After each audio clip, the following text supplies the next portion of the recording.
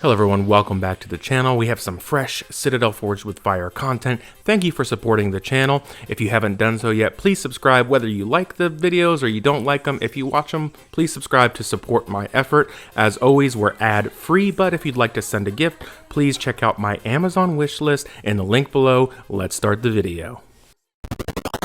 Hello my friends and welcome back. Today we're going to be talking about more PvP base building tips and tricks for Citadel Forged with Fire. So, to recap, this is what we consider a max honeycomb. So, on the outside it just looks like a regular box, but on the inside it is filled with structures. So, what we have here, and I'll break it down in just a minute, but let me explain it, is we have 9 pillars inside the box.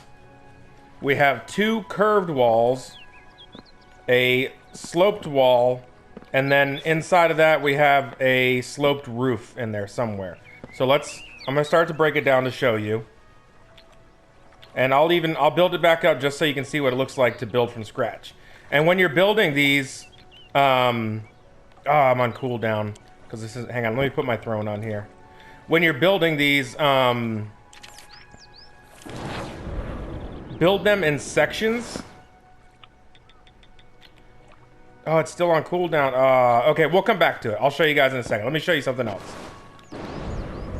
Alright, the next thing is, if you have a tight space, and you can't afford to give up the space to build a full honeycomb like this, because this is going to take up an entire outer section of your base for every level, the roof, everything. So every, 1 or 2 sections deep.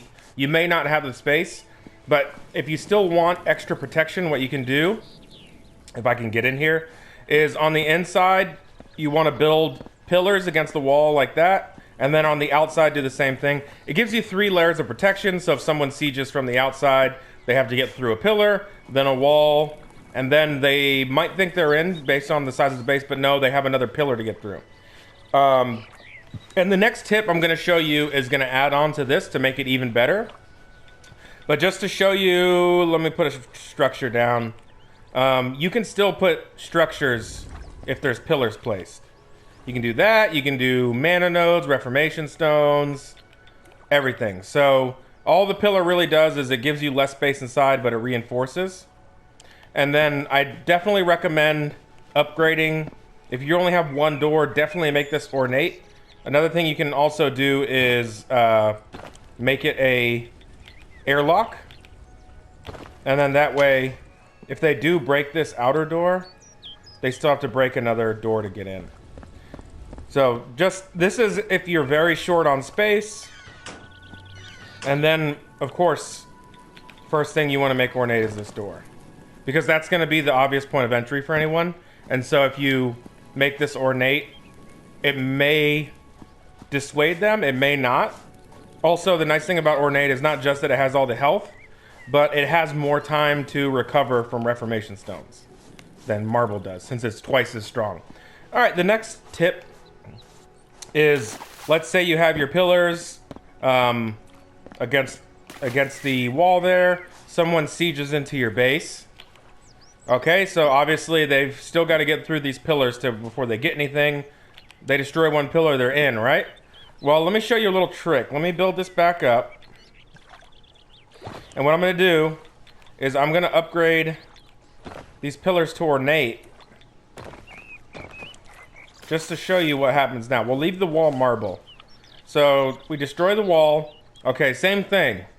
We still have to siege a pillar to get through, right? Well, the thing about ornate is it actually takes up more space than marble, and so you can't get through. Now I'm sure that if you can't, can't fly through, you can't walk through, I'm sure you could blink through this. I don't have any stormy essence, but I'm almost positive you could blink through this. But people typically don't carry blink on them. If they do, then yeah, they could use that to get in, but they would have to still siege in another pillar. It's just one more additional thing to siege. It's just a little bit more. Adding on like all these little things to slow people down, it really makes a difference in the long run. Especially for people who came in thinking it was going to be an easy raid, and then that happens, and then they just kind of lose their motivation to raid you. All right, the next thing is, and don't mind the pillar or the turret placement on this. It's not very good, but this is just an example. So let's say this is your main base, which obviously it would be bigger if it was your main base, but this is your main base, right? Well, always have, even if it's just a little bit, right? Always have turrets. Whoops, that's fine. We'll leave it. Always have turrets that are away from the main base. So this is ugly, but I'm just gonna give you an example. We'll do just a pillar and a turret. It's ugly, but for the sake of the video, this is what I'm gonna show you. All right. So if someone gets up to your base really close, even if you're stacked with turrets on all, you have a massive base, kind of like a box or whatever, however you want to call it. Once they get up against it, a lot of the turrets are going to stop shooting just because of line of sight issues. But if you have a line of turrets around the perimeter of your base, even if it's just a few here or there, it's still constant damage that's guaranteed to hit the person. And so it causes one or two things. It causes them to use more pots or get more healing from their teammate, or it causes them to have to siege your turrets first, which is ideal. That's what you want them to do, is to siege the turrets first. Because, again, every little thing to slow raiders down is what you're trying to do. And so that's just a little tip. Obviously, all of these tips are based on resources that you have. But, you know, like, if you can, even if you can put, like, maybe one turret per corner of your base, and then go from there, it's better than nothing. And it's better to build in increments like that. All right, going back to what we talked about before. Now that my cooldown should be off. So I'm going to show you the honeycomb. We started breaking this down. See, even breaking it down, it's so many structures. Am I on cooldown again? Oh, no, there it goes. Now I'm on cooldown. Okay, but you can see now. So, 3 pillars. So what I like to do is, I'll do the 3 pillars.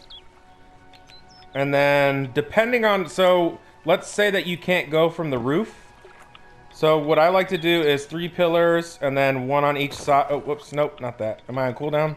No, I'm not, okay. 3 pillars. Let me see if I can destroy this corner roof. Okay. 3 pillars, right? And this is if maybe you're upgrading your base. Like you have the shell and you know what the architecture is going to be, but you don't have the resources and now you're upgrading. What I like to do is 3 and then put the outer ones, put the curved wall, and anytime it's in the back, that's good. Either one of these would work fine. And then I put this here, and then you put the diagonal wall,